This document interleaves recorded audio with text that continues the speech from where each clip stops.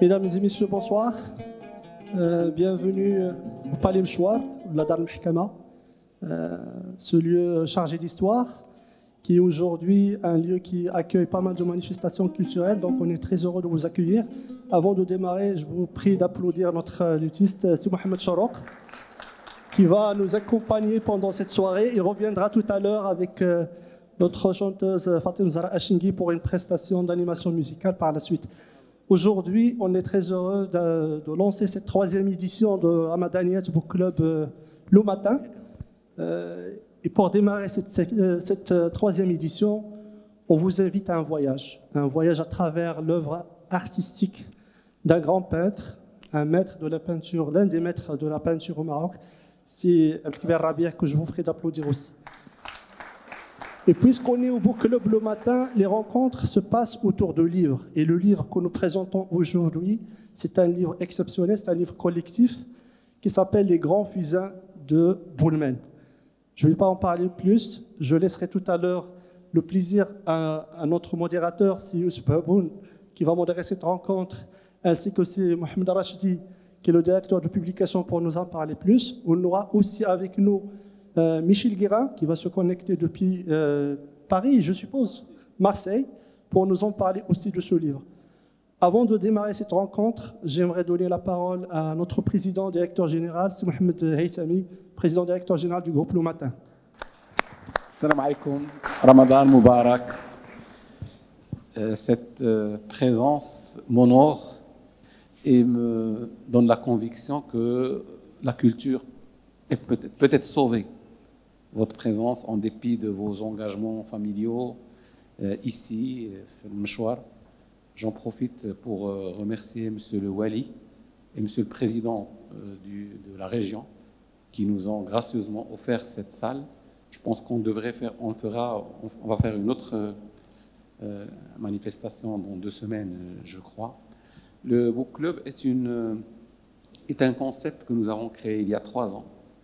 Est un concept totalement citoyen qui permet de rencontrer des auteurs, des essayistes ou toute personne qui a écrit un livre, ça peut être de politique, ça peut être un essai, ça peut être un roman, à la rencontre du public et de démystifier l'écriture, de raconter des expériences de vie et d'avoir des moments de partage. Et donc nous nous sommes engagés dans cette aventure. Et plus nous avançons, plus nous nous engageons. Et je crois que c'est quelque chose qui est bien parti pour nous, ça fait partie de notre cachet. Et toute rencontre avec le public est pour nous une célébration de la culture. On a besoin de culture dans notre pays parce que ça permet de relever les défis, ça permet d'améliorer un petit peu les connaissances et les goûts des gens. Ça permet aux gens aussi d'être apaisés, d'être dans une ambiance sereine.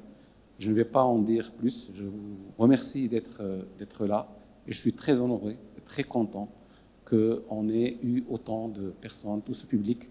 Je remercie notre Abdelkbir Rabia et les amis qui vont nous accompagner et j'espère que vous allez déguster ou profiter de cette belle soirée. Merci beaucoup.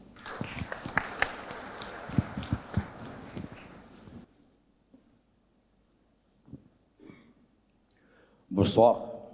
Bonsoir tout le monde. D'abord, merci au public.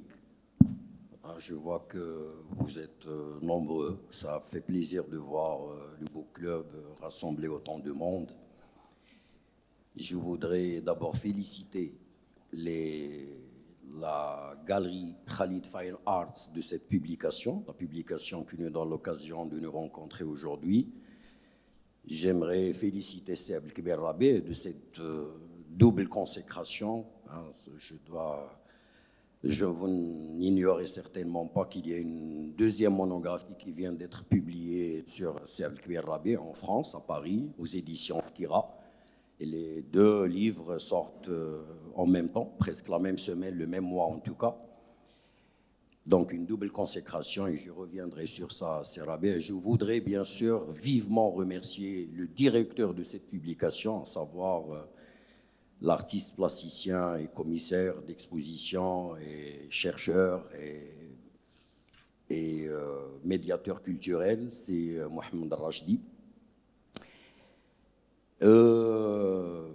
Bien sûr, mes remerciements s'adressent aussi aux responsables du Book Club et je les félicite bien sûr de pouvoir mener des activités aussi édifiantes. Ça fait vraiment plaisir.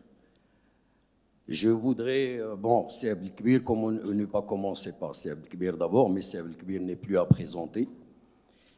Vous le connaissez tous. Certains parmi vous connaissent peut-être son parcours beaucoup mieux que moi. Et aujourd'hui, comme vous le savez, il y a un renouveau d'intérêt autour de l'œuvre de Serabé et autour de l'activité de Serabé. On reviendra sur ça également. Je me permets quand même de vous présenter Mohamed Rachdi, même si lui non plus n'a pas besoin d'être présenté. C'est Mohamed Rachdi, est artiste plasticien, comme je le disais tout à l'heure, commissaire d'expo, et c'est lui qui a dirigé l'ouvrage qui nous rassemble aujourd'hui. Alors je donne un petit mot sur la manière dont cette rencontre va se dérouler. Hein, c'était... D'abord, je me permets de me faire l'écho de la voix de Ba'amrani, Boujma'a Ashfari Ba'amrani, qui s'excuse de ne pas pouvoir être parmi nous ce soir. Il allait prendre la parole lui aussi parce qu'il fait partie des auteurs de cette monographie. Cette monographie est collective, donc il y a un texte très intéressant, lumineux, hein, extrêmement édifiant sur l'art de Abdelkbir Rabé, signé Michel Guérin, qui va prendre la parole lui aussi tout à l'heure, qui va nous parler de Marseille. Un texte extrêmement intéressant pour ceux qui veulent pénétrer dans l'univers de l'artiste.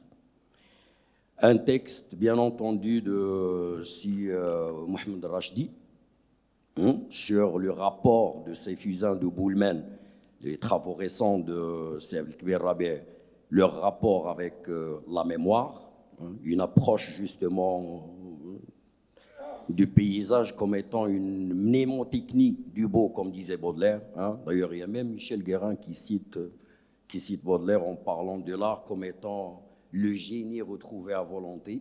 Et je pense que, d'ailleurs, moi, je me complais parfois à t'écouter parler de ça, Serabé, on reviendra sur ça. Et un texte de Boujma'a Ashfari al-Ba'amrani en arabe. Je rappelle bien sûr que la monographie est trilingue. Il y a des textes, la plupart des textes sont écrits en français, mais ils sont traduits en arabe et en anglais. Et puis le texte en arabe de Ashfari al-Ba'amrani, il est écrit directement en arabe, il est traduit lui aussi en anglais et en français. Et puis, il y a un texte de Jean Lancry, très intéressant, hein, qui cette fois n'agit pas sur les fusains que vient de réaliser Serabé, mais plutôt sur un travail que Serabé avait réalisé en 2018. Et ceux qui connaissent l'œuvre de Rabé se souviennent de ce dessin, très profond, hein, qui mériterait d'être commenté encore plus, hein, après justement ce texte de Jean Lancry. C'est ce dessin justement que Seb El-Kbir Rabé avait consacré aux footballeurs marocains, aux franco-marocains, c'est l'Arbi Mbark. L'Arbi Mbark, c'était en 2018 à l'occasion d'une exposition collective thématique à l'atelier 21 et puis l'exposition portait sur le football. Je me souviens comme c'était d'ailleurs la Coupe du Monde 2018 avec la participation du Maroc. Et un texte, encore une fois, très intelligent de la part de Jean Lancry, hein, qui commente ce dessin. D'ailleurs, on peut se poser la question comment un dessin comme ça peut inspirer toute une réflexion de la part d'un aussi grand historien de l'art, etc. Et justement, c'est l'occasion de voir, parce que parfois, voir les images comme ça, on se dit, voilà, qu'est-ce qu'on peut tirer de ceci, de cela, etc. Et c'est ça, justement. C'est ça ce qui est intéressant dans ce qu'on écrit sur la peinture, à condition bien sûr que le texte soit juste et qu'ils agissent justement sur l'œuvre et non pas profiter de l'œuvre pour partir dans des considérations personnelles. Ça, c'est important. Et c'est ça le drame peut-être de la critique d'art, et c'est pour ça qu'il y a beaucoup de gens qui ont des réserves vis-à-vis de tout discours sur l'art. Donc, sans plus tarder, oui, je disais Jean Lancry, oui, et qui d'autre? J'ai oublié quelqu'un. Et il y a bien sûr les textes de Seb Kbir Rabia, parce que pour ceux qui ne le savent pas, Seb Kbir Rabia est parmi les rares artistes à prendre souvent la plume pour écrire, et pour écrire très correctement. Moi, je lui ai dit une fois, j'ai eu l'occasion de présenter, pas de présenter, mais plutôt d'intervenir sur ses textes, et non pas sur ses œuvres, hein, sur ses textes à Asséla. Et voilà, lors d'un hommage consacré à Serabia, j'ai choisi de parler des textes de l'artiste, et je lui ai dit que Serabia, sois sûr que tu écris beaucoup mieux que certains universitaires. Et je n'exagère pas du tout. Vous n'avez qu'à lire justement les nombreux textes que Serabia consacre à son travail, au travail des autres, et puis parfois vous avez des récits comme ça. Il ne prétend pas le faire en tant qu'écrivain, mais en tant que peintre, flâneur, qui déambule et qui a envie de parler de choses et d'autres. Hein? Des choses qui ne concernent pas le travail artistique ou les œuvres d'art. Des récits, comme d'ailleurs le récit qu'il livre dans cette monographie, hein, et qui est en rapport étroit avec les fusains qu'elle réalise. J'aimerais d'ailleurs te poser une question, Serabia. Je te tutoie, Serabia, parce que j'évite l'artifice. On se tutoie déjà depuis pas mal de temps, donc je te tutoie en public, pas de problème. Et je reviendrai sur ce récit. Hein? Moi, j'ai ma propre lecture de ce récit, Serabia, que tu donnes de cet homme que tu rencontres dans les bois à Boulmen. Donc, je pense avoir fait le tour de la monographie. Je n'ai oublié personne. Oui? Oui, exactement. Et puis, ce qui est intéressant, c'est que, d'abord, cette monographie, elle est la 3e à être consacrée à Rabia, la 4e est celle du Skira, on va dire. D'accord? Rabia a déjà fait l'objet d'une monographie à Venise Cadre, à la galerie Venise Cadre. Il a fait l'objet d'une monographie publiée par... C'est Mohamed Rachdi qui a dirigé cette monographie, beaucoup plus substantielle, quantitativement en tout cas. Hein, beaucoup de contributions de la part d'ailleurs de plumes extrêmement intéressantes. C'est des historiens de l'art confirmés. Hein, la plupart, il y avait un Marocain, je pense que c'était Stafa Chebek, mais les autres, c'était des Européens qui ont fréquenté Serabia, qui l'ont vu travailler, qui ont eu le temps de connaître et de s'imprégner de son travail. Et ça a donné lieu à une monographie extrêmement intéressante qui s'appelle « L'œuvre à l'absolu hein, », publiée il y a, on va dire, 4-5 ans. 2019, voilà, 5 ans, 6 ans, on va dire. Le H26, hein, l'éditeur, c'était le H26 à l'époque. Et puis, cette monographie, en plus de celle déjà réalisée au H26, prouve justement qu'on peut, au Maroc, faire des livres qui n'ont absolument rien à envier à ce que publie Skira ou à ce que publie Gallimard ou les plus grandes maisons d'édition d'art. Et ça, c'est rare, c'est la vérité, c'est rare. Ce sont 2 monographies extrêmement bien réussies et très bien léchées en plus. Hein, même les coquilles, les pattes, les glissements comme ça n'existe pas. Ça, vous allez voir si vous pensez à acquérir un exemplaire. Donc, j'aimerais donner la parole tout de suite. Je pense que voilà, il faut m'arrêter de temps en temps. Alors, je donnerai la parole tout de suite à Si Mohamed Rachdi, d'abord pour qu'il vous explique beaucoup plus amplement hein, ce projet, hein, le projet de, comment dirais-je, d'inaugurer d'abord une maison d'édition hein, ou un cycle éditorial au sein de la galerie Khalid Fine Arts. D'accord, c'est le livre, cette monographie, Les Grands Fusains de Boulmen. C'est le livre inaugural de la maison d'édition fondée au sein de la galerie Khalid Fine Arts à Marrakech. D'accord? La galerie où une exposition, une grande exposition de Saïd El-Kbir Rabi est toujours en cours. D'accord? Qui a commencé il y a quelques semaines. Et c'est Mohamed Rachdi qui a... Si vous voulez, bien sûr. Et donc, je donne la parole à Mohamed Rachdi pour qu'il vous explique plus le projet de cette monographie. Voilà.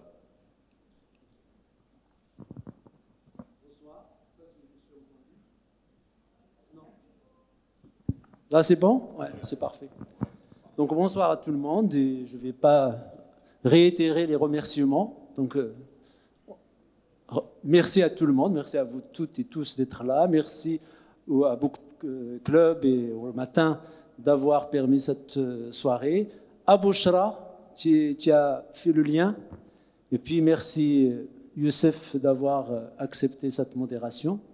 On ne t'arrêtera pas puisque toi, tu es le modérateur. C'est à toi de nous arrêter, de nous dire quoi faire. Bon, la monographie, comme tu l'as déjà dit, j'avais déjà produit une monographie auparavant, mais c'est quelque chose qui m'a toujours préoccupé, c'est-à-dire comment essayer d'aider à développer la pensée sur l'art au Maroc. Tu le sais très bien. Dès que j'ai la possibilité, j'organise des rencontres débats, j'écris, je publie, j'essaie de faire de mon mieux pour que la pensée sur l'art se développe. Évidemment, en rencontrant Saïd El-Kbir Rabi en 2008, j'ai pu réaliser une première rétrospective de son travail qui m'a permis de découvrir l'homme qu'il est et l'artiste, bien évidemment. Et tout d'un coup, il y a une amitié très forte qui s'est nouée entre nous. Et cela m'a poussé à aller beaucoup plus profondément dans son travail. Et donc, lors de cette rétrospective à Société Générale en 2008, c'est en décembre 2008, j'ai mesuré l'ampleur de sa démarche artistique, de ses questionnements. Et surtout, j'ai tenu déjà à ce moment-là à montrer une pratique artistique qui oscille entre abstraction et figuration. Non pas qu'elle est partie de la figuration pour aboutir progressivement à l'abstraction, mais qu'en fait, c'est quelqu'un qui a toujours essayé de développer les deux, même si à un moment donné de l'histoire, de son histoire et de l'histoire de l'art au Maroc, l'abstraction a pris le dessus et n'a jamais vraiment abandonné la figuration. Et donc, j'ai découvert cela à travers des fusains. C'était des rochers et des arbustes qu'il avait réalisés à Roche-Noire, ici à Casablanca. Et j'ai tenu absolument à ce que ces dessins-là figurent dans la rétrospective, en plus des d'autres œuvres figuratives. Donc déjà, lors de cette rétrospective, je voulais montrer ces deux facettes de son travail et montrer surtout qu'en fait, il n'y a pas de coupure, que c'est un continuum, que aussi bien l'abstraction peut être figuration et la figuration peut être abstraction. Et donc j'ai essayé de développer cela et j'ai beaucoup encouragé Saïd El-Kbir à développer les fusains parce que j'ai trouvé que d'abord il a une technique époustouflante. Quand on voit ces fusains, on est complètement face à un travail d'une qualité artistique académique, un savoir-faire extraordinaire. Et puis, c'est intimement lié à son histoire. C'est son lieu de naissance, c'est sa mémoire. Et donc, il y a quelque chose de vraiment important à faire de cela. Et depuis un certain nombre d'années, le désir de réaliser une grande exposition exclusivement réservée aux fusains m'animait. Alors, je n'arrêtais pas de tanner Saïd El-Kbir, il faut absolument faire cette exposition.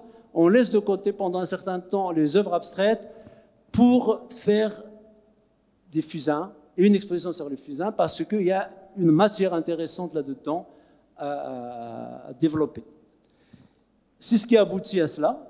Ça a une histoire, je ne vais pas raconter comment cela a été fait. On a eu de la chance de rencontrer les directeurs de la galerie Khalid Fine Arts Gallery, aussi bien le Haj Khalid que Jalil ici présent, qui nous ont ouvert les bras et qui sont vraiment preneurs de tout ce qu'on leur propose comme idée.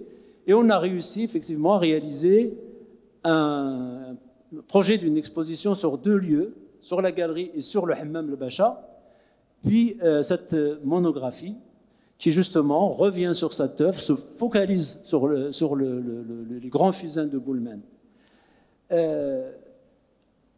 C'est de là, c'est-à-dire j'ai demandé justement à la galerie d'ouvrir, à partir de cette initiative de publication autour de ces fusains, une collection, c'est-à-dire ne pas faire juste un livre et s'arrêter, mais de commencer une collection avec ce livre-là, qui s'appelle Dirasat, c'est-à-dire une vraie monographie, quoi. Dirasat, c'est monographie, c'est une étude sur un artiste pour essayer de comprendre l'homme et le fonctionnement de son œuvre. Et donc, nous espérons que cette collection se développe.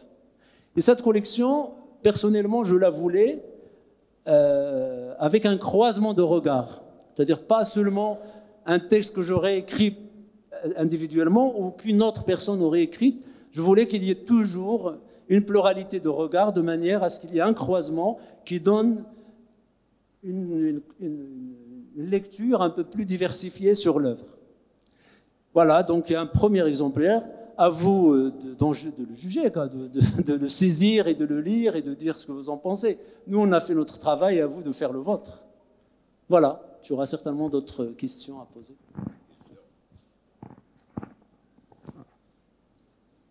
Alors, je pense que c'est maintenant qu'il faut donner la parole à Michel Guérin, n'est-ce pas, hein? Oui. Alors, Michel Guérin va nous parler de Marseille. Bonsoir Michel. Bonsoir Michel. Bonsoir tout le monde, bonsoir mes amis. Bonsoir Michel. On est au Book Club le matin.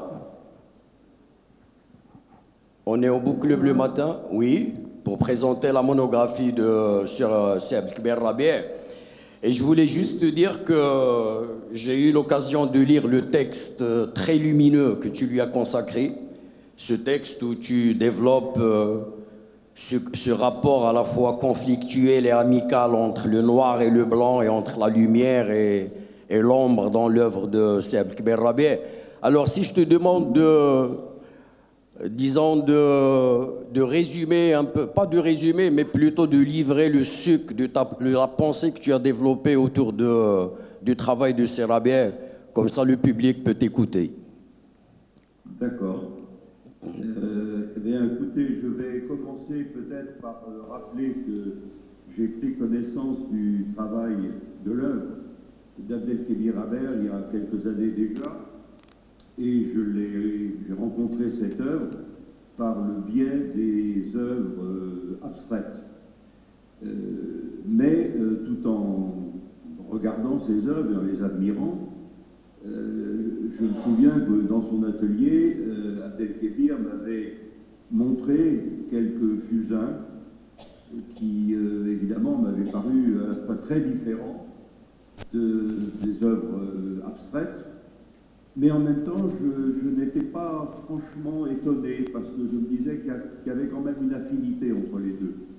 Et je crois que j'ai été un de ceux, Abdelkébir me l'a souvent dit et redit, un de ceux qui ont prôné vraiment une mise en valeur publique de cette série des fusains de Bouleyman, parce que je crois qu'elle le mérite autant que les œuvres abstraites, qui sont évidemment des réussites dans leur genre, mais qui pour autant ne peuvent pas dissimuler le lien qu'elles ont avec ces fusains.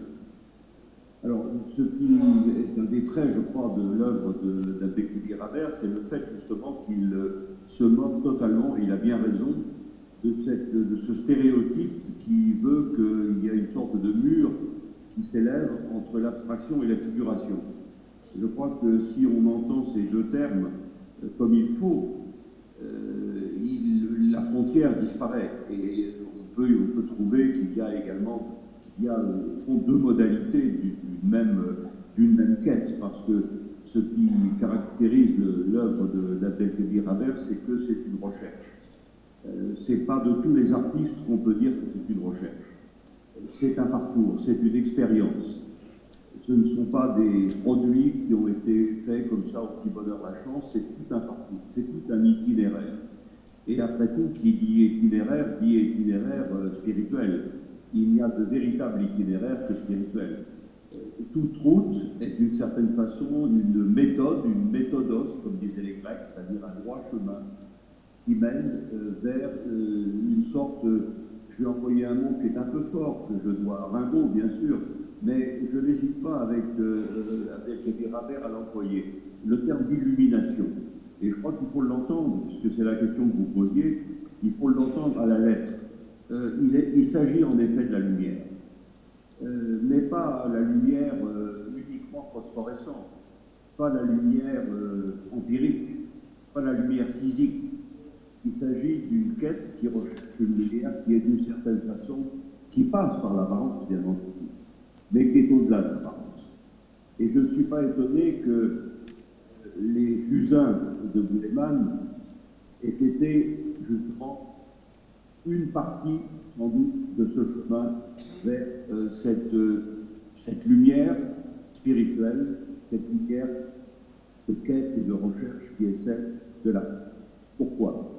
Parce que Bouleman, c'est le lieu, ce lieu que les écrivains de la Renaissance et de l'époque classique dans tout l'Occident appelaient, latiniques qu'ils étaient, le locus amoenus, c'est-à-dire le lieu agréable, le lieu où on est bien, le lieu natal par excellence. Dans Amoenus, vous avez amarré, vous avez aimé, mais vous avez aussi Mama, la mère, la nourrice. Donc le lieu natal, le lieu de l'origine. Et c'est pas indifférent, c'est pas anecdotique, c'est pas quelque chose qui relève de la particularité d'une biographie. Je dirais que ce lieu est un lieu que je qualifierais de géopoétique. Il n'est pas simplement géographique. Sa géographie est intérieure, c'est une poésie. Et je crois que les premières années qui ont marqué la vie de l'artiste, ces années de Bouleman, ont semé en lui une mémoire, qui n'est pas une mémoire anecdotique, qui n'est pas faite de souvenirs épars, mais que je dirais être plutôt une mémoire résurrectionnelle, une sorte d'anamnèse, une sorte de présence continue dans le présent, justement, dans l'actualité de quelque chose qui n'est pas passé. Quand on parle du passé, on parle de quelque chose qui est derrière, qui est révolu. Or là, avec les fusains, on a l'impression que la chose est toujours là, elle est vivante. La lumière brille toujours. Donc c'est ça qui me paraît un des points essentiels de cette œuvre. Le deuxième point, je ne vais pas être trop long, le deuxième point, c'est que ce qui me conforte dans l'idée d'une affinité entre les œuvres abstraites, ou dites abstraites, et les œuvres dites figuratives, c'est qu'elles sont animées les unes comme les autres d'une même tension. Vous savez, c'est le peintre Paul Klee qui disait, bien entendu en esprit et en vue de son œuvre propre, qui disait la tension, c'est ça qui fait le lien. Alors en allemand, il y a une assonance, hein. Spannung ist Bildung. Avec de la tension, on fait du lien. Quand vous regardez n'importe quelle œuvre abstraite d'Abdelkébir Rabert, vous voyez cette tension entre le noir et la blancheur, entre le fond et ce qui vient au premier plan, entre la petite tache de couleur rouge, jaune, bleu, le noir, le zip noir qui fait la blancheur. Et tout ça est de l'ordre de la tension. Or, cette tension, on la retrouve aussi dans le. La lumière, naturellement, n'est pas traitée de la même façon. Elle est entre les arbres, elle est sur les troncs, elle est dans les rochers, elle caresse la roche au premier plan, très souvent, elle détend les pentes, elle s'insinue partout, mais vous trouvez toujours cette tension entre le noir et le blanc. Et cette tension, comment se manifeste-t-elle? Par le fait que l'espace de l'œuvre, c'est le vide qui le fait. c'est en quoi, j'en avais parlé d'ailleurs avec lui, c'est en quoi l'œuvre d'Abdelkébir Pader est assez proche de l'esprit de certaines œuvres de l'extrême orient.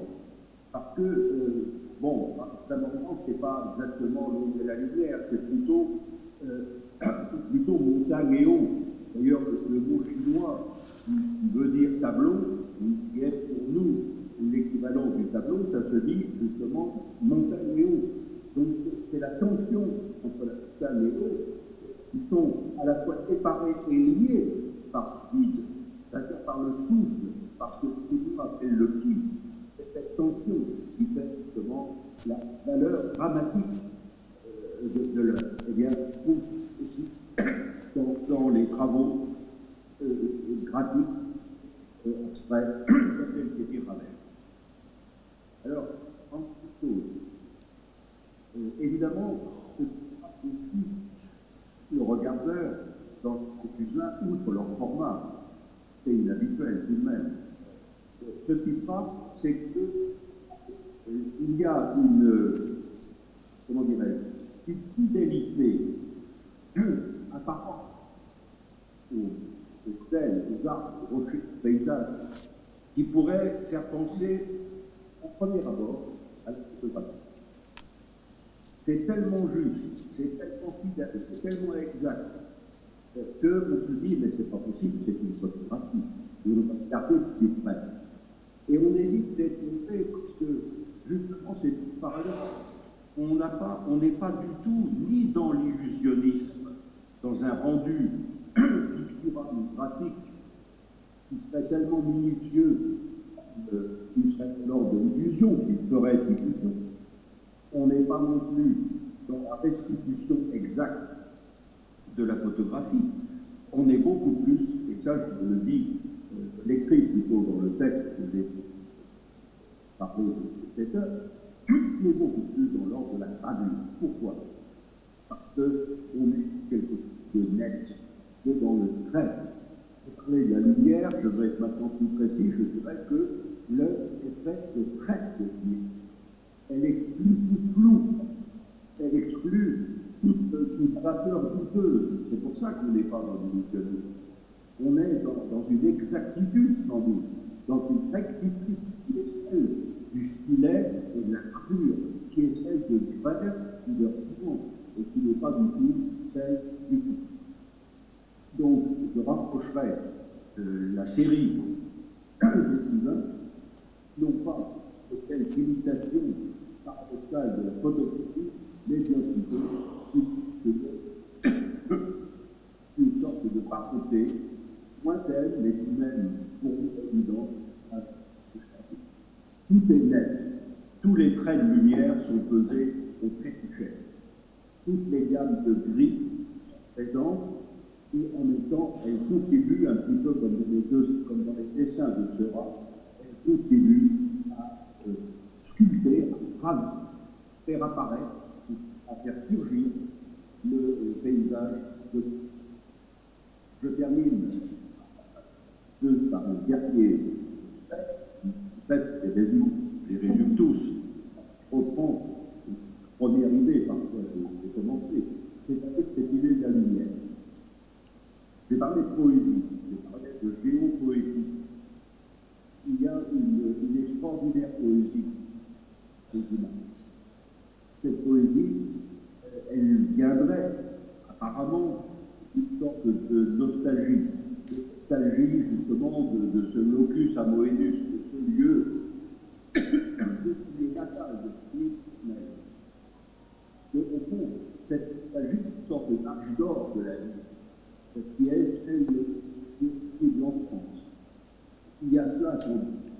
Et je crois qu'au-delà de cette dimension nostalgique, réminiscente, immémoriale, le paradoxe étant que l'immémorial, c'est le vivant de la mémoire.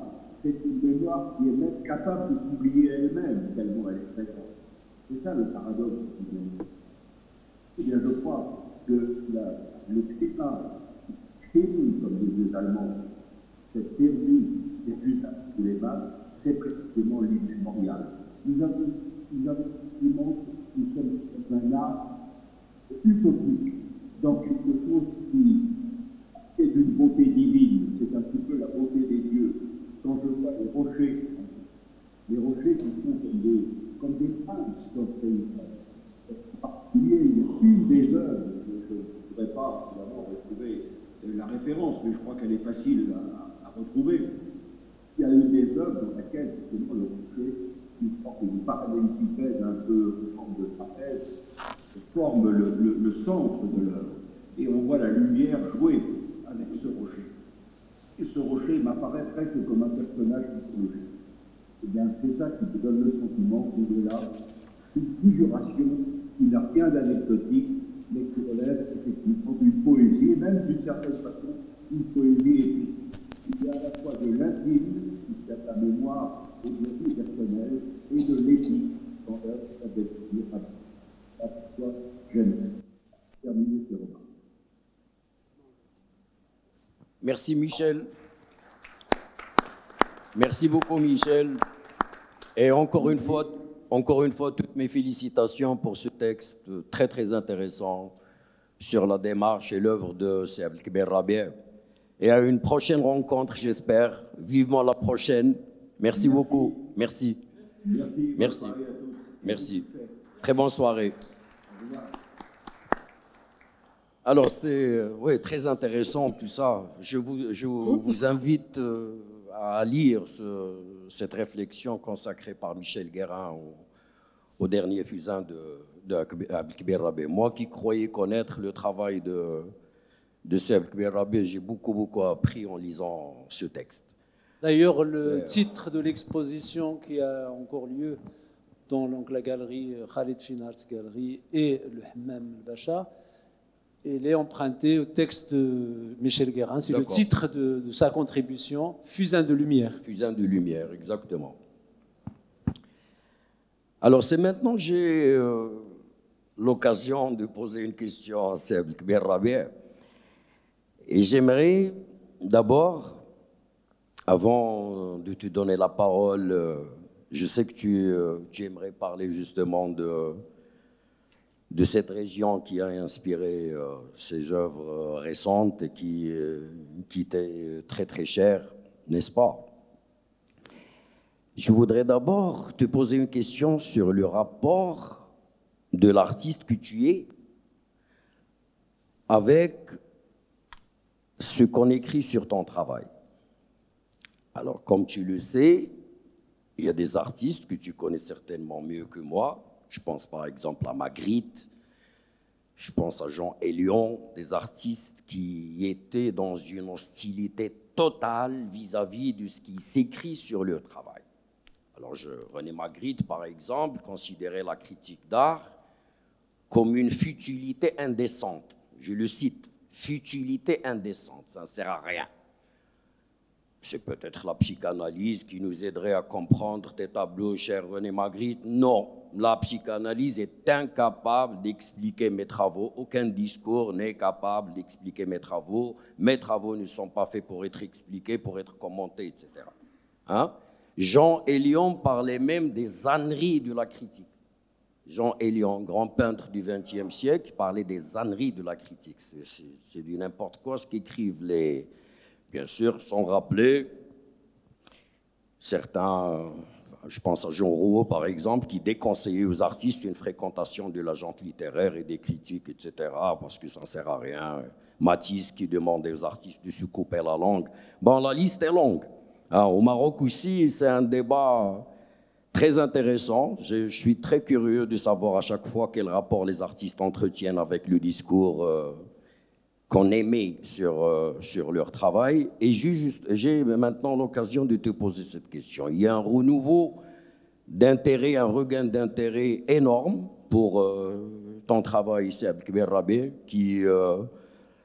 ce regain d'intérêt qui est illustré, on va dire, par au moins 3 publications en 5 ans, 3 grandes publications, des publications édifiantes, très importantes. Je n'ai pas encore lu la monographie de Pascal Le Thorel chez Skira, mais quand même, c'est-à-dire accéder à la collection dirigé par Brahim Lalaoui au sein des éditions Skera, c'est déjà une consécration et je pense que je vais avoir beaucoup de plaisir à lire cette monographie. Donc, qu'est-ce que tu penses de tout ça? Qu'est-ce que ça t'apporte en tant qu'artiste? Qu'est-ce que ça apporte à ton propre travail?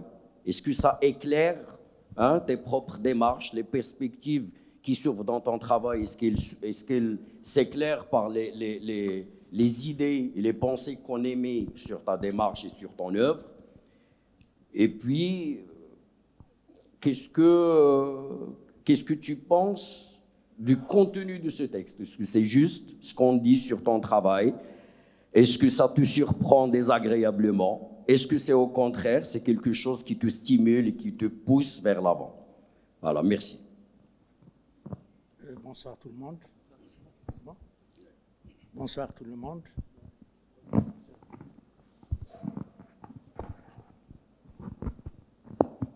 Bonsoir tout le monde. Merci à Book-Club pour cette occasion, une occasion qui me permet de parler de mon travail, d'écouter mes amis parler de mon travail.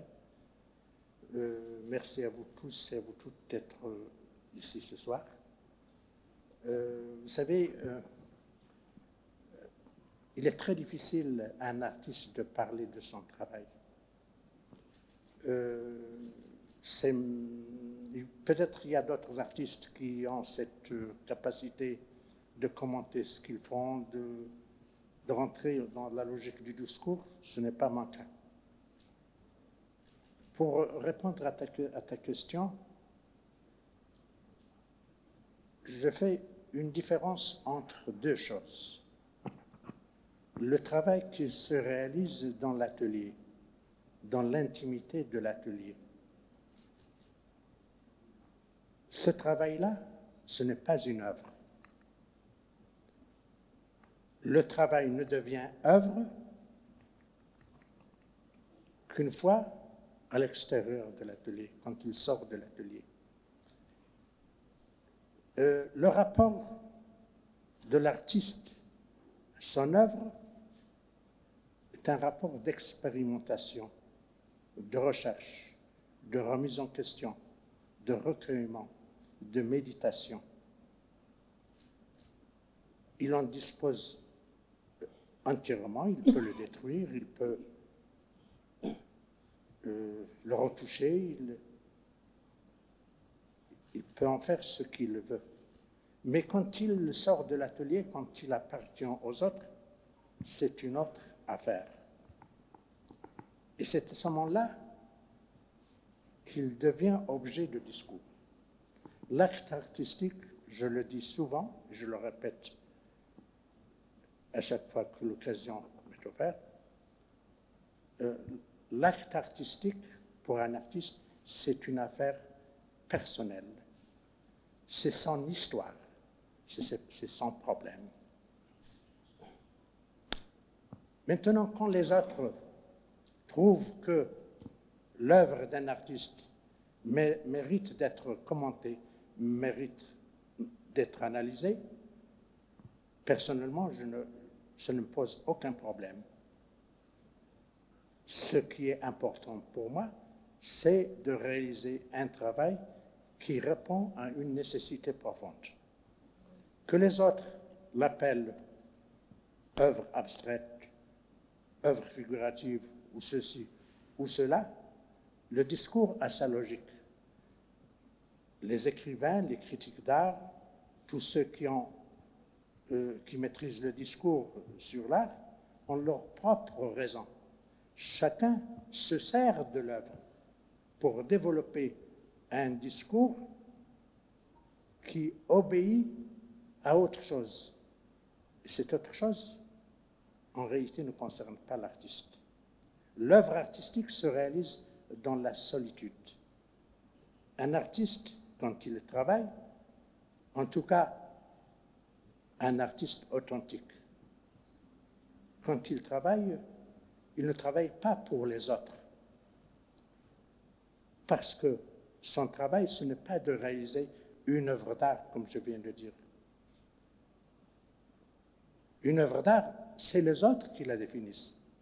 Un artiste authentique ne pense pas réaliser des œuvres comme le comprend le public. Il fait un travail dans la solitude. Il se pose des questions. Et tout ce qui se rapporte aux autres ne le concerne pas pendant le travail. Quand le travail est fait, quand il est réalisé, il accepte tout ce qu'on raconte sur son travail, sans parti pris, parce que, au fond, il se dit, ça ne me concerne pas. Donc, chaque écrivain, chaque critique, chaque commentateur peut dire ce qu'il a envie de dire. Mais il y a des textes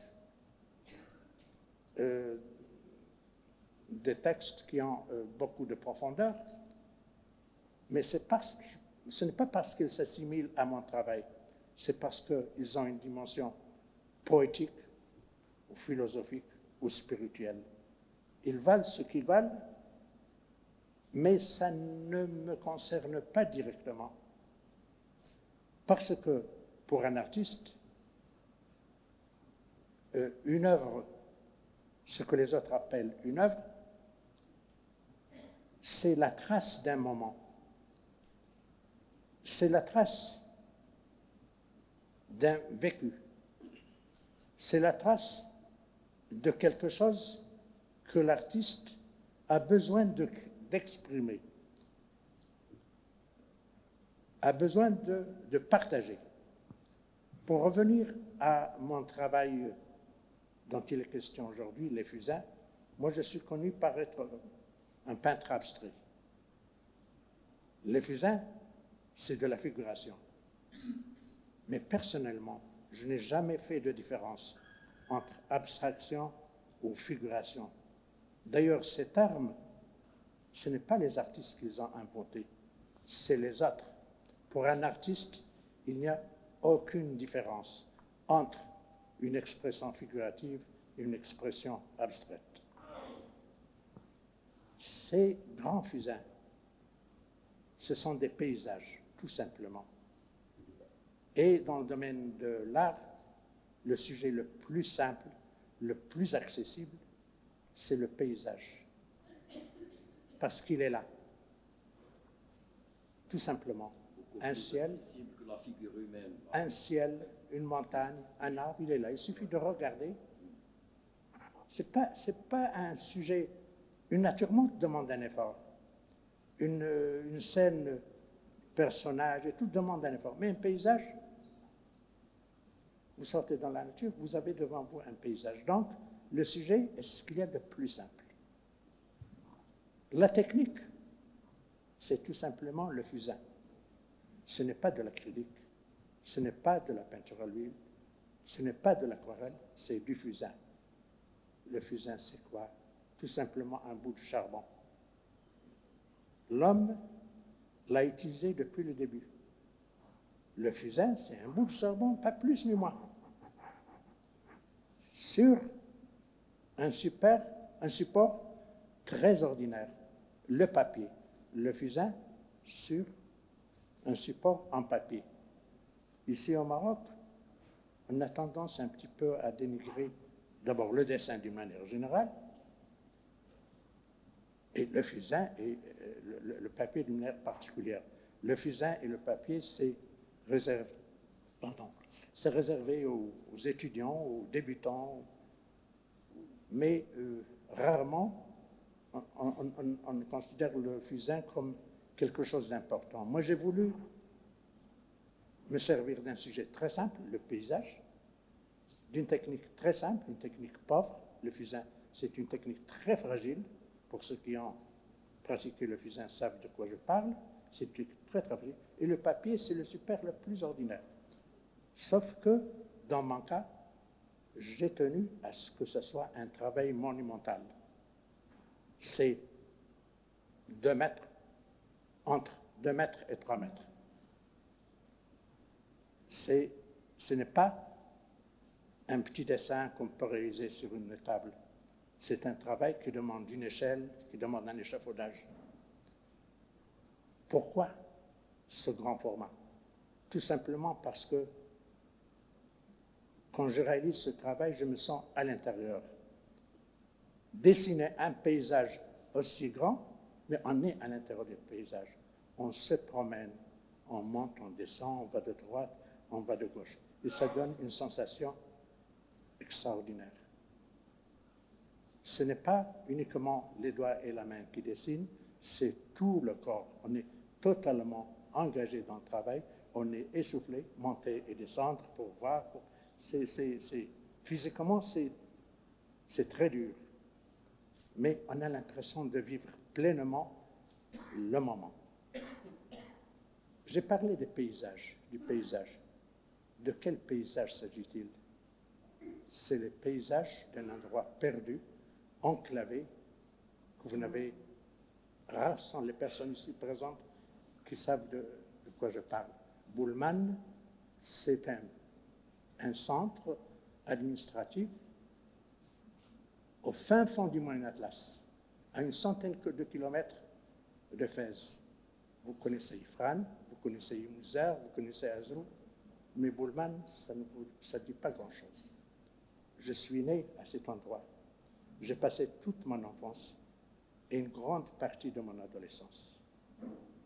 J'ai connu la ville à 17 ans, plus même entre 17 ans et 18 ans. La première ville que j'ai connue, c'est Sofrou. Imaginez dans les années 50, un coin perdu comme Boulman, plein Moyen Atlas, en pleine montagne. Il n'y a ni artiste, ni école d'art, ni rien du tout. C'est là, à cet endroit, qu'a commencé ma passion pour le dessin. Et maintenant, avec l'âge, vous savez, quand on avance dans l'âge, on a la nostalgie de l'enfance. Et plus on vieillit, plus on est à la quête de ce passé qui nous nourrit. Ce passé, moi, se trouve à Boulman. Vous savez, la mémoire des rochers. Le rocher, c'est un élément minéral qui est capable de défier le temps. Vous retrouvez un rocher, après des années, vous retrouvez le même rocher, à la même place. C'est ce qui m'est arrivé. À chaque fois que j'ai la nostalgie de mon enfance, du passé, je retourne à cet endroit. Et croyez-moi, je retrouve les mêmes rochers. Les arbres ont grandi, mais il y a toujours des arbres. Les arbres et les rochers me le rendent bien. J'ai l'impression que les rochers me reconnaissent. Il y a un rocher que je dessine. Je me suis promis de le dessiner une fois tous les ans. C'est mon rocher fétiche. Quand je retourne à cet endroit, quand je retrouve ce rocher, je me surprends en train de lui parler. Et croyez-moi, j'ai l'impression d'avoir un écho qui revient. Et il y a des moments où j'ai les yeux embués d'émotion. Vous savez, la nostalgie, pour un artiste, c'est quelque chose de fabuleux. Un artiste qui n'est pas capable de se nourrir de sa mémoire reste à la surface des choses. Parce que la mémoire, c'est quelque chose qui défie le temps, qui défie la mort. Il faut plaindre les gens qui ont oublié leur passé. Bien vieillir, c'est retrouver sa mémoire. C'est idéaliser sa mémoire. C'est très important. C'est très important. Vous ne pouvez pas imaginer le bonheur que ces dessins me procurent. Le fait de dessiner ces éléments qui m'ont vu grandir. Le rocher dont je vous ai parlé, j'ai grandi juste à côté, parce que la maison familiale est tout près de cette pinède où il y a ces arbres et ces rochers. Et c'est à l'ombre de ce rocher que j'ai commencé à réaliser mes premiers dessins. Est-ce qu'on peut voir, je ne sais pas? Normalement, le diaporama. Parce que... S'il vous plaît, le diaporama. Parce que l'image est plus parlante que les mots, je pense. Non, mais c'est beau de t'entendre dire ça. Oui, c'est vrai. Oui, c'est très Je te remercie. ouais.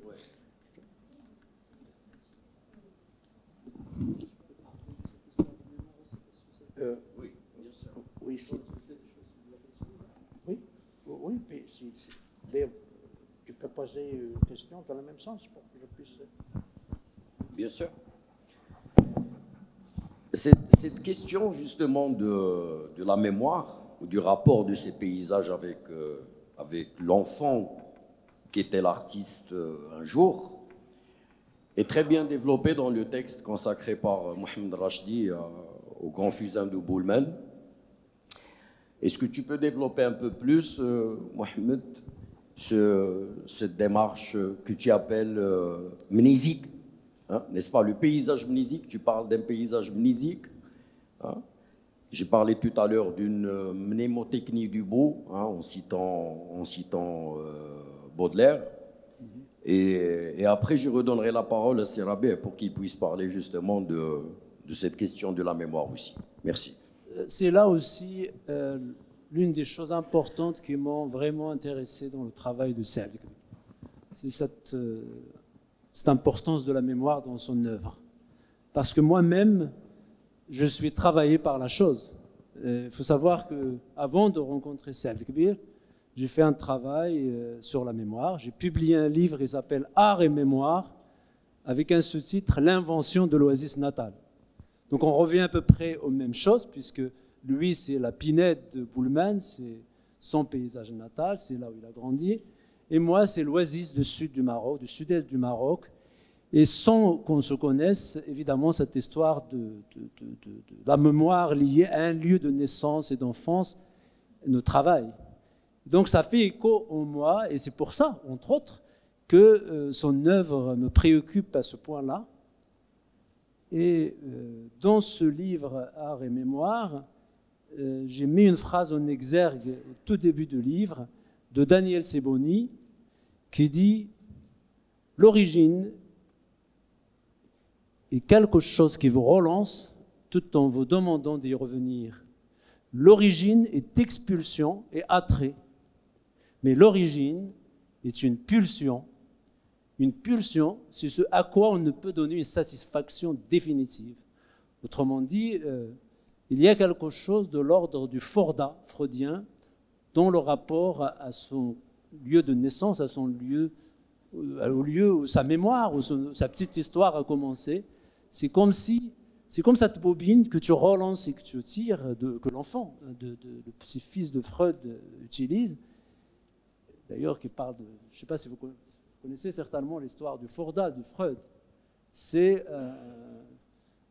Freud, il parle d'une petite histoire qu'il a vécue avec son petit enfant, que sa fille à lui, donc à Freud, lui a confié en garde. Et cet enfant a une bobine maintenue par un fil. Et l'enfant, il lance la bobine et la tire. Et quand il lance la bobine, Freud a dit, il a regardé un peu le changement d'expression de visage de l'enfant. L'enfant exprime une inquiétude que la bobine ne revienne pas. Quand il la tire et qu'elle revient, elle l'accueille avec enthousiasme et il est heureux de l'accueillir. Et pour Freud, cette bobine symbolise la maman absente temporairement. L'enfant a peur que la maman ne revienne pas. Et quand évidemment la maman revient, et tout le monde connaît l'expérience de bébé, de l'enfant qui accueille la maman qui revient après une absence. Donc cette maman qui est partie est réellement la même qui est revenue, mais elle n'est pas la même parce qu'elle est auréolée, augmentée de fait qu'elle était absente à un moment donné, et donc ça crée une inquiétude. Et dans ce mouvement-là, c'est la mémoire qui joue, évidemment. L'enfant a la mémoire de la maman, de l'expérience de la maman, chargée par cette maman, et du coup, il y a une peur qu'elle disparaisse à jamais. Mais quand il revient, il augmente. Il n'est plus la même maman, c'est autre chose. C'est pour ça qu'il l'accueille avec joie, comme si c'est la première fois, et donc il est heureux. Il y a cette chose dans les retrouvailles avec l'origine. C'est Abdelkbir, il devient un enfant qui retrouve sa maman, qui est son village natal, là d'où il vient, quelque part. Et en fait, on est tous concernés par la chose. C'est ça qui est important. Parce que je sais qu'il aime parler de cette région. Non, je voulais juste dire ceci. Les personnes qui ont vu ces paysages, ces grands fusains, peuvent imaginer une forêt avec, comme on voit en Suisse, c'est toute une petite pinette pour le visiteur. Vous serez déçus, hein, en fin de compte. Ça n'a rien d'important. C'est tout simplement une petite pinette dans une région perdue du Mont Atlas, une région habitée par de grandes tribus du Mont Atlas, essentiellement les Aïd Sarrouchen. Les Aïd Sarrouchen, c'est une des grandes tribus du Mont Atlas qui n'ont abdiqué, qui s'étaient opposés à la présence coloniale et sont restés dans la montagne jusqu'en 1926 pour descendre des montagnes. C'est les habitants de cette région, les Aïd Sarrouchen. Les Aïd Sarrouchen, c'est une tribu guerrière, farouche, vaillante. C'est cette tribu c'est les enfants, c'est les jeunes de cette tribu qui ont constitué, au temps du protectorat, cette armée qu'on appelle les Goum ou les Goumiers, qui ont combattu pendant la Deuxième Guerre mondiale et qui ont combattu en Indochine. Hein? C'est cette région qui a fourni les Goum. Et à Boulman, il y avait une grande caserne militaire justement, qui formait ces soldats. Mais ça, c'est juste pour l'anecdote. Mais ce que je tiens à vous dire, ne vous attendez pas à trouver de grandes forêts, de grandes pinèdes. C'est tout simplement un petit paysage, une petite pinède très modeste. Seulement, il y a la magie de l'art. Quand l'art se mêle de quelque chose, il le sublime. Cette bouteille qui n'a aucune importance, mais peinte ou dessinée, elle devient importante. Donc, il y a quelque chose au-delà du sujet. Il y a dans l'histoire de l'art des chefs-d'œuvre exposés dans des musées.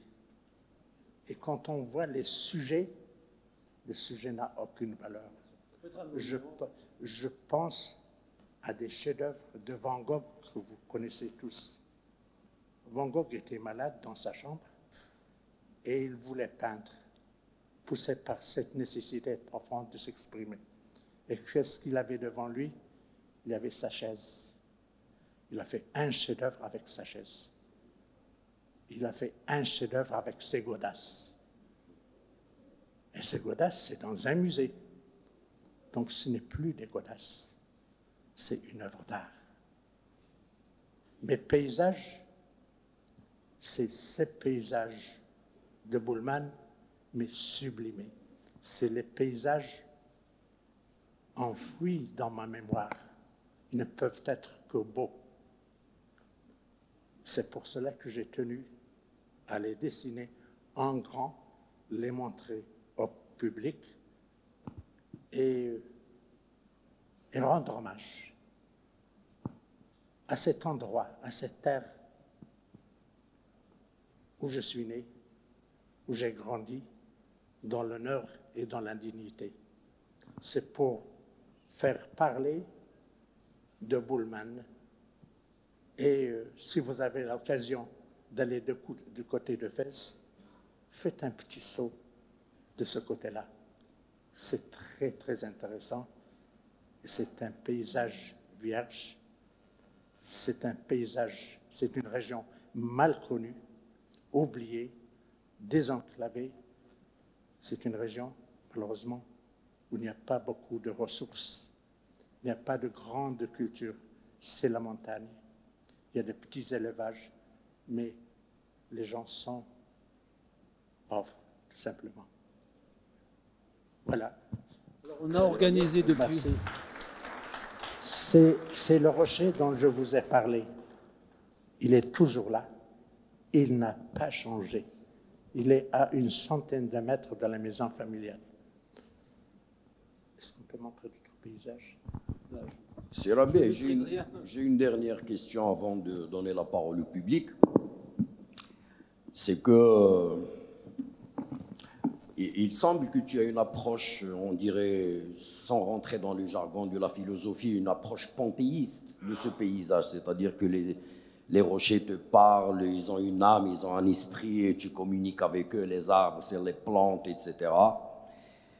Est-ce que c'est justement ce côté panthéiste, je dirais, qui fait qu'il n'y a aucune présence humaine dans tes paysages, hein? C'est des paysages qui excluent totalement la figure humaine.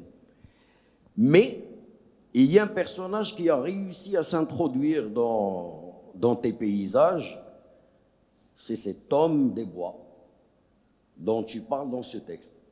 Pas en tant que représentation. Justement. Alors, voici quelqu'un, justement, voici des fusains qui excluent totalement la figure humaine, mais quelqu'un arrive justement à s'introduire dans ces paysages, mais à travers un texte que tu consacres à cet espace dont tu parles, à la région de Bullman et à la Pinède. Alors, ce que je voudrais savoir, justement, est-ce que ce texte n'a pas été conçu dans le but, justement, d'introduire une figure humaine dans ton imaginaire? Il n'y a pas de stratégie dans ce sens-là. Non, il n'y a pas. 10.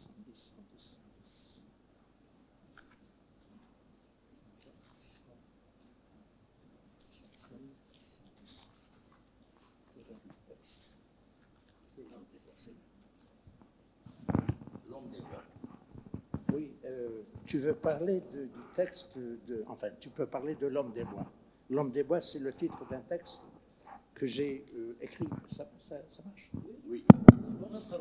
Oui, c'est un texte que j'ai écrit dernièrement parce qu'on a fait un périple avec quelques amis, un deuxième périple à Bullman.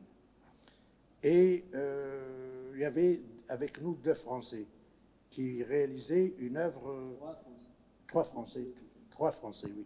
3 Français venus spécialement pour nous accompagner dans ce périple et pour réaliser une œuvre vidéo. D'art numérique, voilà. Bon, il y a eu quelque chose d'imprévu que j'ai tenu à raconter dans une histoire que j'ai appelée L'Homme des Bois. Je vais lire juste un ou 2 paragraphes pour vous mettre dans le bain. Il était là, de bon matin, telle une apparition. Il se faufilait entre les troncs de pin qui recouvrent toute l'étendue du flanc escarpé de la montagne.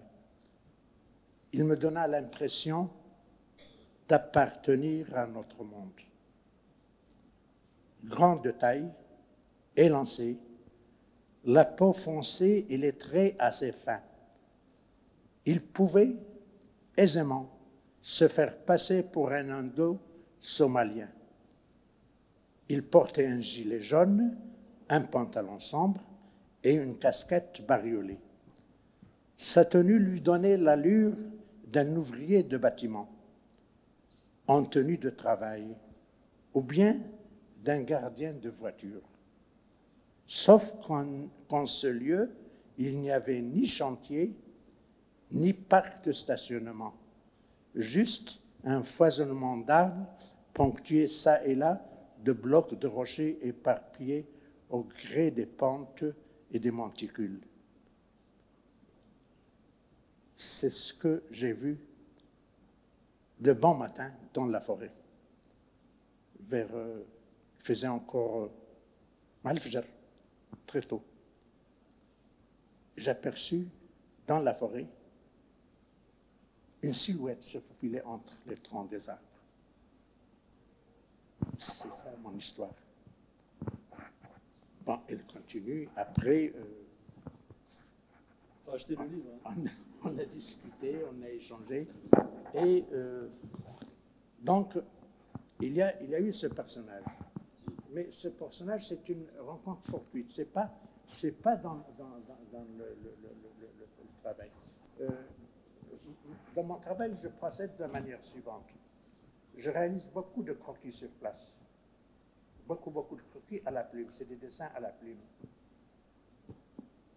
Que je recompose dans mon atelier en grand. Il n'y a pas de personnage. Il n'y a pas de construction. Il n'y a pas d'animaux. Juste les arbres et les rochers. Exactement cet environnement dans lequel j'ai grandi. Il n'y avait pas d'animaux, il n'y avait pas de maison, il n'y avait pas de personnage. Parce que introduire un personnage, une animation, une construction, c'est d'aller vers l'anecdote. Je n'ai rien à raconter, rien à raconter. J'ai tout simplement envie de faire ressortir une émotion. Comme je l'ai dit au début, c'est quelque chose de très, très personnel. Ça ne regarde personne. Aucune présence. La solitude totale, propice au recueillement. Et quand je suis dans cette forêt, il faut que je sois seul, vraiment seul. Et la solitude, c'est quelque chose d'extraordinaire quand on la vit comme un moment de recueillement. On s'approprie le monde, on devient le monde. Les personnes de tempérament solitaire comprennent ce que je veux dire. Voilà. Il y a autre chose, en fait, Oui. dans ces fusains de grand format, et qui donc il n'y a aucun personnage, aucune figure humaine qui est représentée. Automatiquement, le spectateur de ces fusains se retrouve lui-même pris dans le paysage. Alors que s'il y avait un personnage de représenté, il dira, tiens, il y a un personnage représenté dans un paysage. Là, non, on a des arbres, et surtout quand les œuvres nous entourent, quand il y a des œuvres à gauche, à droite, devant, on a l'impression nous-mêmes de nous retrouver pris pleinement à l'intérieur de ces paysages-là. Dans le texte que j'ai, dans ma contribution, je me suis arrêté sur ce point-là, de lire le passage sur ça. Oui, essayez d'aller voir l'exposition de Saad Kbir Rabi, qui est toujours en cours jusqu'au 15 mars. Marrakech, jusqu'au 15 mars, oui. Oui, il ne reste pas beaucoup de temps. Ouais. Bah oui, c'est vrai.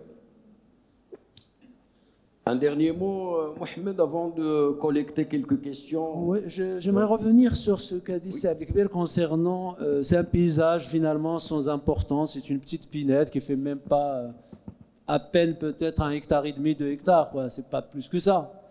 Et quand on la voit dessinée, on a l'impression d'une immensité infinie, et que justement le fait qu'elle soit dessinée de cette façon, elle se retrouve sublimée et gagnant une ampleur incroyable. Je crois que justement là aussi le travail de la mémoire est très important. Parce que le but, ce n'est pas de restituer un lieu, de retrouver le lieu tel qu'il a été ou tel qu'il est, mais de l'inventer complètement. Et ça, c'est quelque chose de très important. Et dans ce livre que j'ai évoqué, Art et mémoire, je parle de la triple dimension de la mémoire, à savoir le rappel, c'est très important. Et la mémoire n'est pas que le rappel, ce n'est pas que le souvenir. Elle est aussi une deuxième dimension, l'oubli. Il n'y a pas de mémoire sans dimension de l'oubli. Et en plus de ces deux dimensions, rappel et oubli, il y a la dimension de l'invention. C'est-à-dire on se retrouve tous à inventer des choses qu'on n'a jamais vécues, mais parce qu'on a vécu des choses. Et donc ces trois dimensions tissent cette trame amnésique sans arrêt, et qui fait que quand on parle de notre mémoire, eh bien, il ne peut être que sublimé, il ne peut être qu'un espace d'invention. Et d'où ce titre que j'ai donné au livre, l'invention de l'oasis natale. C'est très important. Le but, ce n'est pas justement la restitution à l'identique. Non. C'est inventer un tout autre monde. Et c'est ce qui se passe. Ce sont des paysages, évidemment, qui se réfèrent à Boulman, mais n'ont plus rien à voir en réalité avec Boulman. C'est autre chose. Ce sont des œuvres. Merci Mohamed. Je crois que c'est le moment de donner la parole aux auditeurs. N'hésitez pas à poser des questions à Saïd Kbir Rabeh si vous voulez partager des idées, poser des questions, prolonger une réflexion. N'hésitez surtout pas. Oui. On prend quelques... Vous préférez répondre... J'établis une liste, Mohamed. De préférence? Oui, bien sûr. Ouais. Oui, monsieur. Oui. Vous vous appelez comment?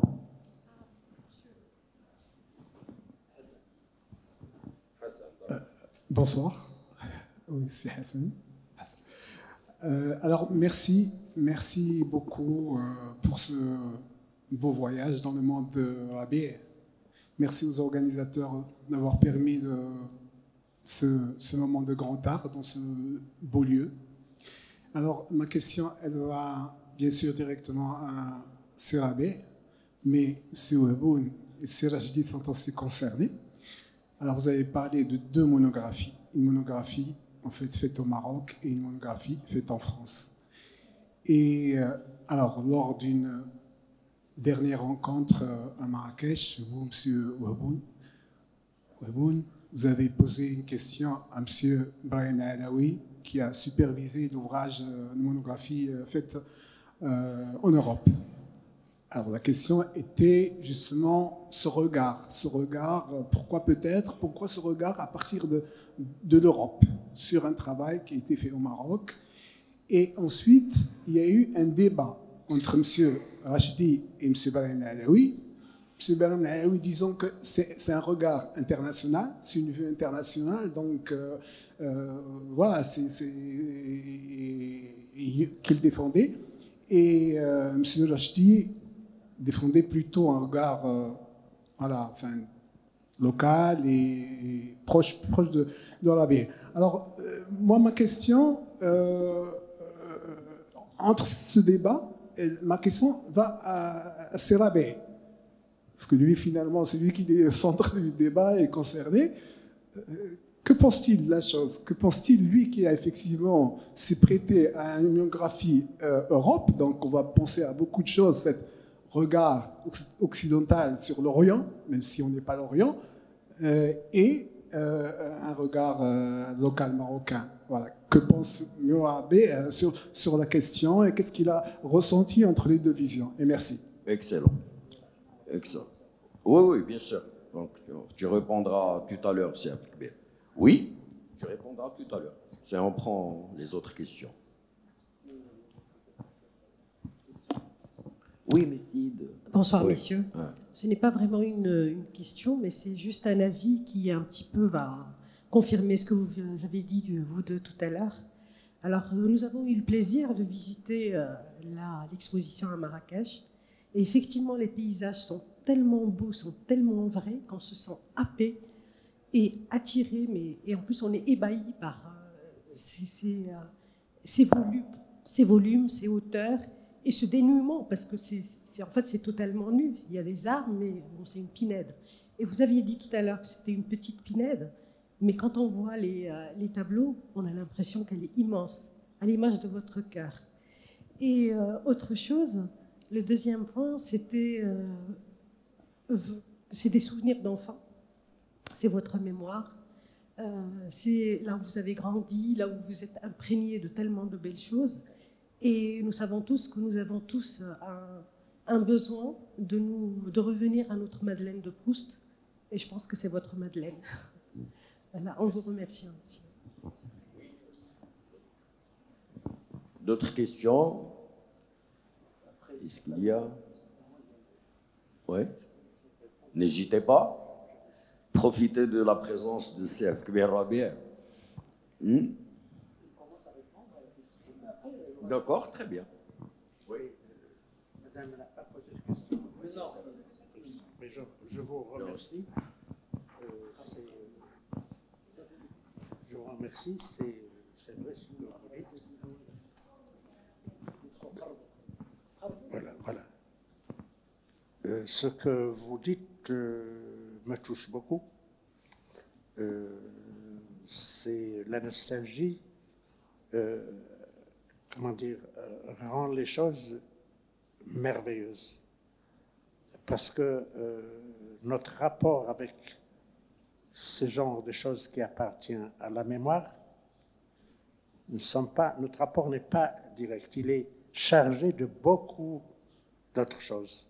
Ce qui fait que quand on les aborde, on les voit autrement. Quant à la question de C. Hassan, c'est un petit peu, j'allais dire que c'est une question assez difficile. D'abord, je ne me suis pas posé la question.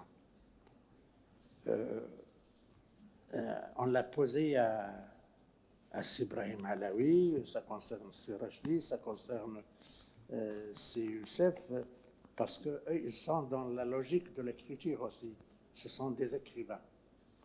Moi, en tant qu'artiste, même si je me mêle occasionnellement de l'écriture, je n'ai aucune prétention d'écrivain, pour être clair là-dessus.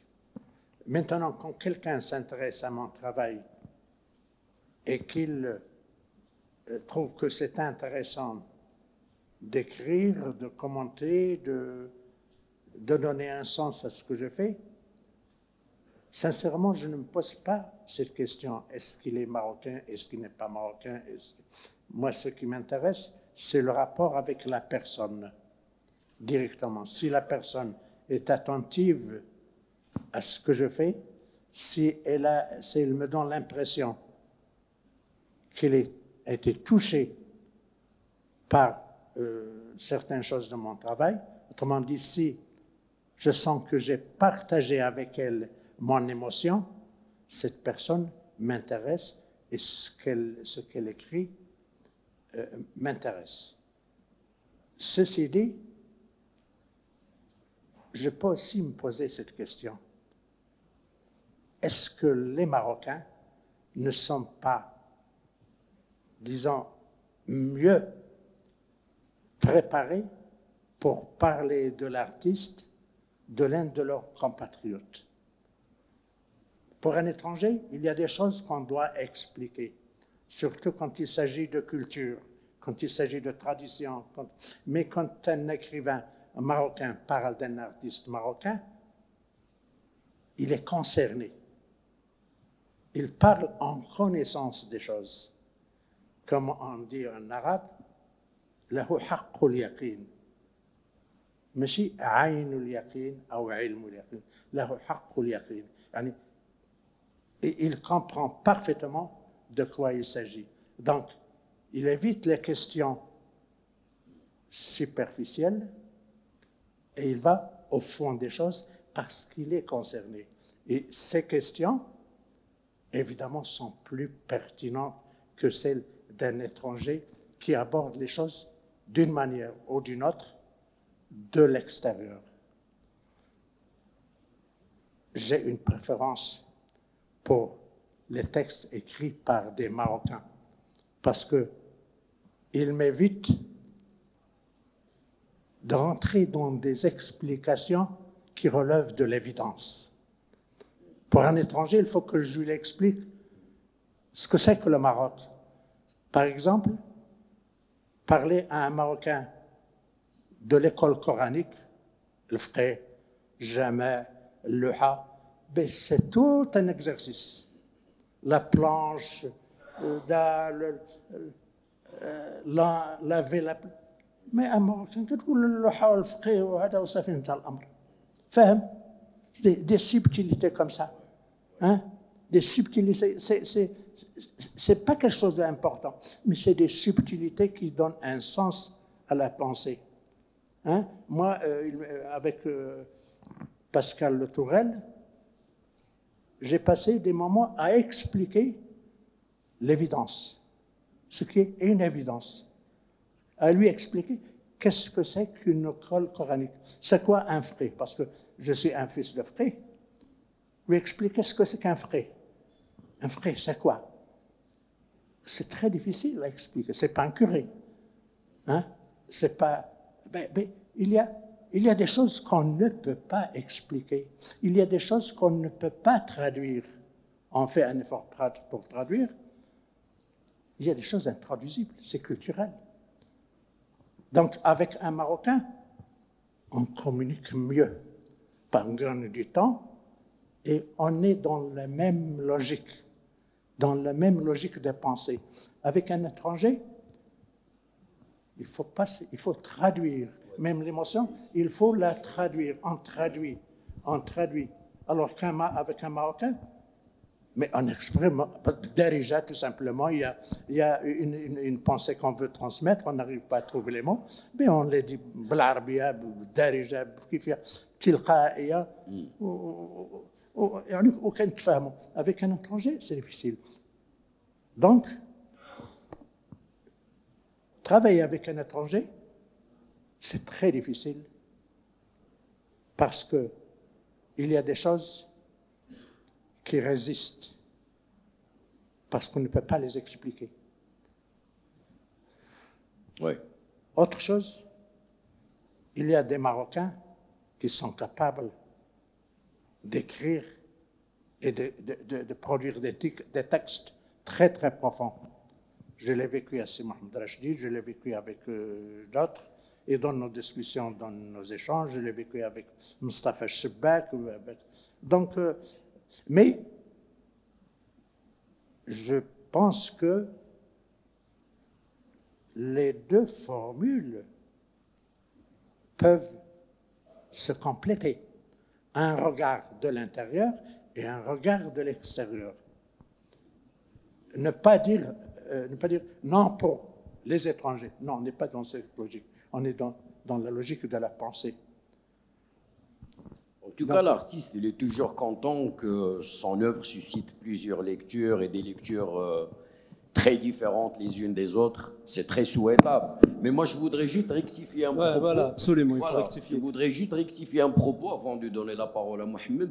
C'est que la question que j'ai posée à Ibrahim Alaoui, je respecte beaucoup son travail, c'était, avec la monographie consacrée à M. Abdelkbir Rabih, on est à la 9e ou 10e monographie consacrée à un artiste marocain, chez Skira. Il y en a eu plusieurs. Il y a Moner Fatmi, il y a Mou Mlehi, Hamidi, il y a plusieurs artistes, la 9e ou la 10e, je crois, hein, consacrée à un Marocain chez Skira. Ma question, c'était quand est-ce qu'on aura la chance de voir la rédaction d'une monographie confiée à un Marocain. Quand est-ce qu'un Marocain peut avoir l'occasion de consacrer un texte à l'un de ses compatriotes? Parce que 9 monographies ou 10 monographies, toutes écrites par des étrangers, on se pose des questions quand même. Oui, c'est tout à fait ça. C'est clair. Je crois que c'est et sa réponse n'était pas convaincante. Et pourquoi je vous remercie, monsieur, pour cette question? Parce que comme il y a eu un débat après ma question la dernière fois, ma question était totalement innocente, d'accord? C'est que Abdelkbir Rabih n'a pas eu l'occasion de dire ce qu'il nous a dit aujourd'hui. Sérieusement, moi, ça m'a fait plaisir de t'entendre dire ça, Rabih. La dernière fois, tu n'as pas pris la parole après cette question. D'où mes remerciements pour vous, monsieur. Ouais. Oui, mais tu as bien fait, Youssef, de rappeler la question, parce qu'elle était importante. C'est tout à fait ça, tu as bien rectifié. Et là, poser la question à Brahim Alaoui pour savoir pourquoi il n'y a que, finalement, des étrangers qu'il choisit pour écrire sur les artistes marocains. C'est un parti pris. Et certainement, il y a des raisons personnelles, etc. Je ne vais pas rentrer là-dedans. La question qui m'a choqué personnellement, et c'est pour ça que j'ai réagi, c'est quand il a dit « Moi, je veux avoir un regard international ». Alors je vais m'expliquer. Et personnellement, je ne crois pas au regard international. Et je lui ai dit « C'est quoi le regard international? Qu'est-ce qui le spécifierait? Qui peut détenir un regard international? » Non. Je lui ai dit « Il y a des regards. » Et personnellement, contrairement à ce que tu as dit, je ne privilégie pas le regard local, pas du tout. Au contraire, dans tout ce que j'ai fait, j'ai croisé les regards. Et c'est ça le regard international. C'est-à-dire que, je finis, le regard international ne peut pas venir d'une personne, d'une nation. S'il est international, ça veut dire qu'il vient d'une nation différente pour qu'il soit international. Donc c'est finalement ce que je développais dans une monographie comme celle-ci, ou dans l'autre, qu'il y a véritablement un regard international, puisqu'il y a plusieurs nations, plusieurs personnes qui viennent de nations différentes. C'est donc qu'il y a une espèce de prétention à croire qu'il y a un regard supérieur, en fait, ce que ça veut dire. Ce n'est pas le regard international qui est sous-entendu, c'est un regard supérieur. Et ça, je suis contre. Il n'y a aucune raison, mais absolument aucune raison, que d'autres aient un regard supérieur au nôtre. J'étais professeur dans les universités françaises. J'ai écrit sur les artistes français. Récemment, j'ai donné une conférence sur Matisse. Je ne m'intéresse pas uniquement aux artistes marocains. Mais ça veut dire quoi un regard international? Vous voyez? Donc c'est là qu'il y a un problème. Voilà. Donc il ne faut pas mépriser les gens qui réfléchissent ici. Ce n'est pas vrai. On a de très bons penseurs. Il faut juste leur donner la possibilité et ils montrent ce qu'ils savent faire. Vous voyez?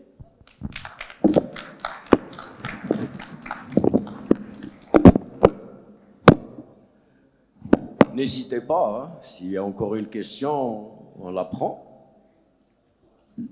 Cheikh Kbir Rabih n'a pas montré de signe de fatigue, donc hein, il a toujours envie de prendre la parole. Mais s'il n'y a plus de questions, je vous remercie. Voilà. Mais allez-y, monsieur. Oui.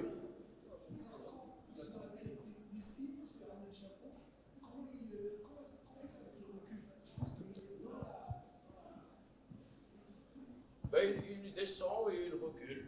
Voilà, ben voilà. Non, c'est la question que je lui ai posée, justement. Comment on peut avoir un recul quand on a affaire à, justement, à dessiner un panneau de 3 mètres?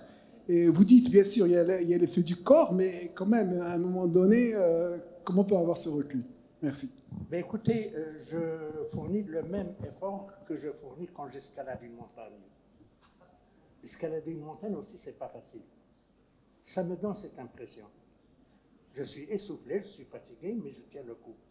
Parce que justement, je travaille, mais il faut que je prenne du recul pour voir. Je descends, je prends mon recul, je regarde et je remonte. Et c'est répétitif, c'est pas... Bon, physiquement, c'est très dur, mais crois-moi, il y a une énergie qui se développe à chaque fois.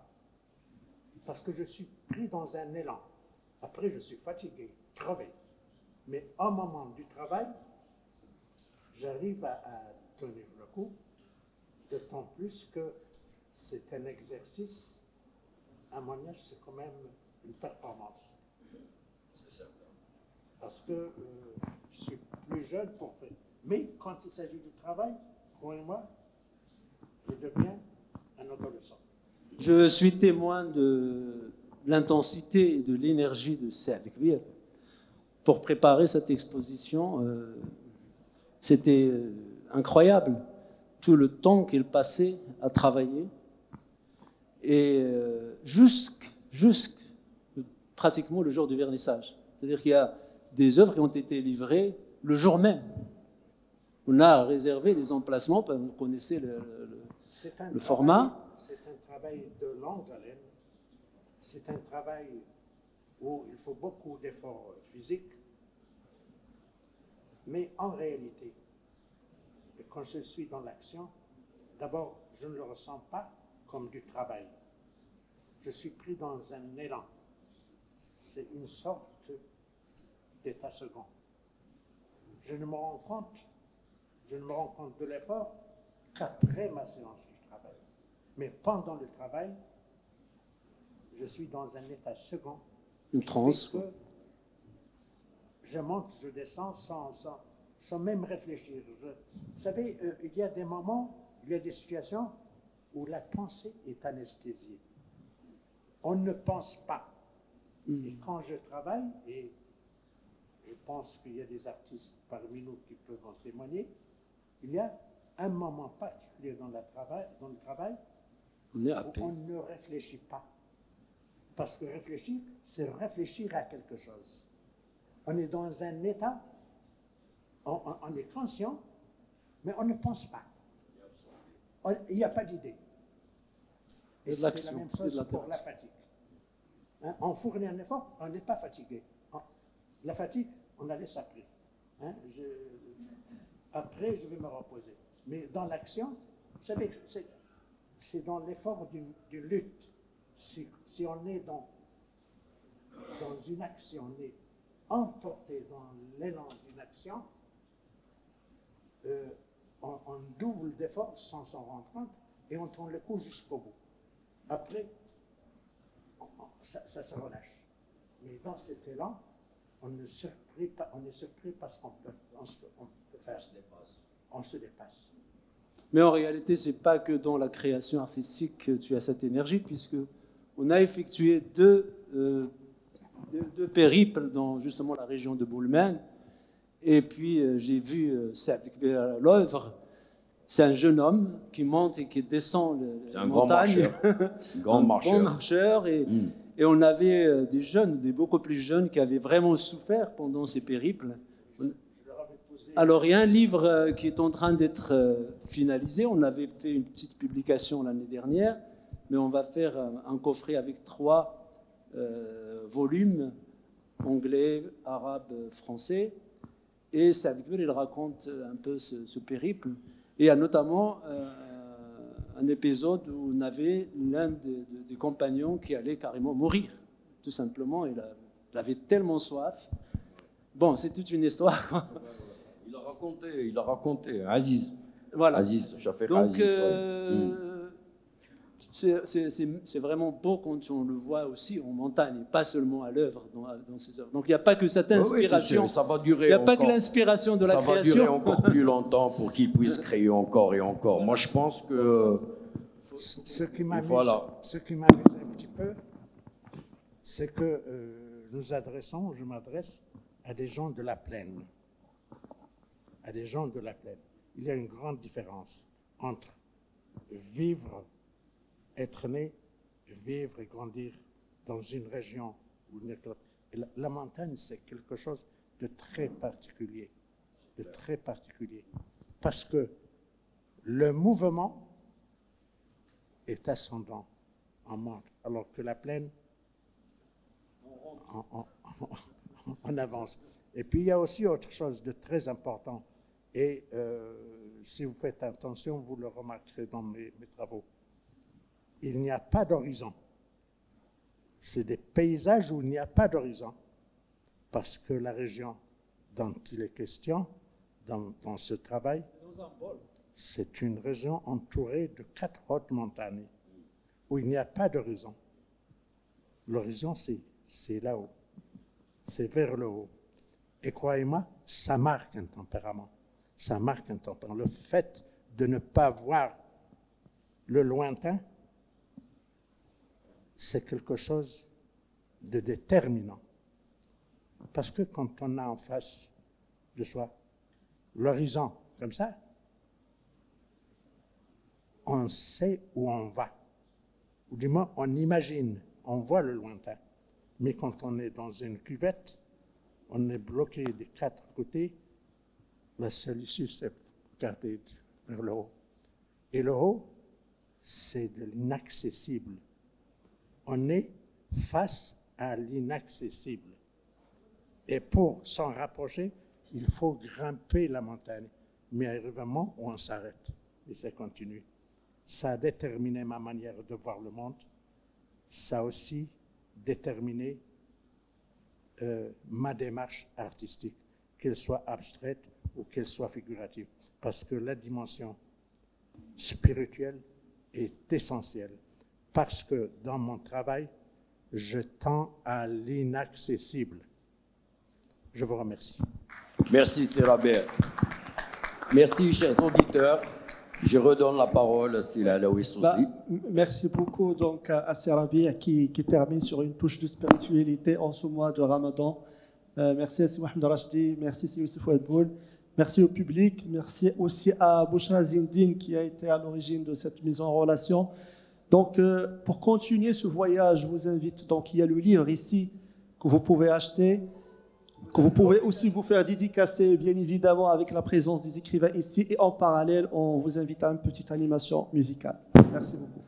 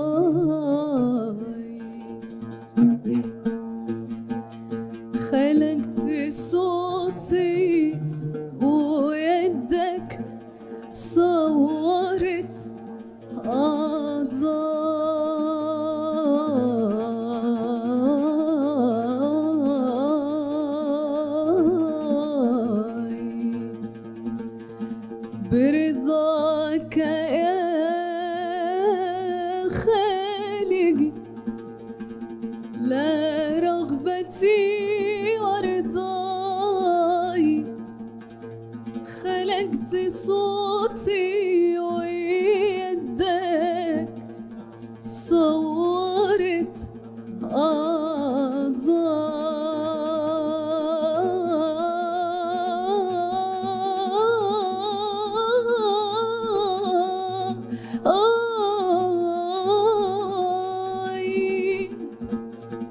أبلغ بصوتي يا ربي مقصدي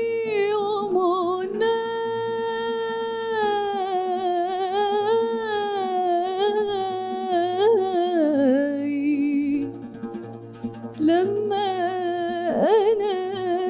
ألاقيك لما ألاقيك لما ألاقيك لما ألاقيك ولما تستمع شكواي.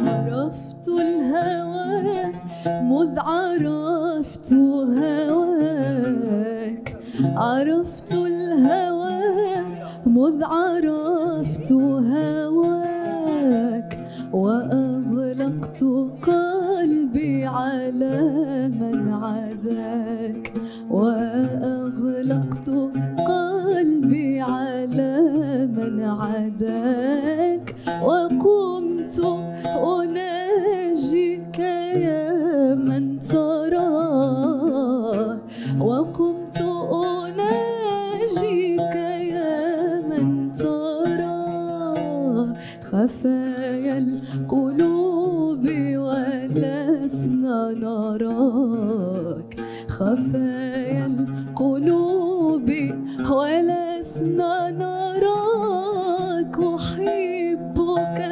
حبين حب الهوى أحبك حبين حب الهوى وحبا لأنك أهل لذاك وحبا لأنك أهل لذاك فأما الذي هو حب الهوى فأما الذي هو حب الهوى فشغلي بذكرك عمن سواك فشغلي بذكرك عمن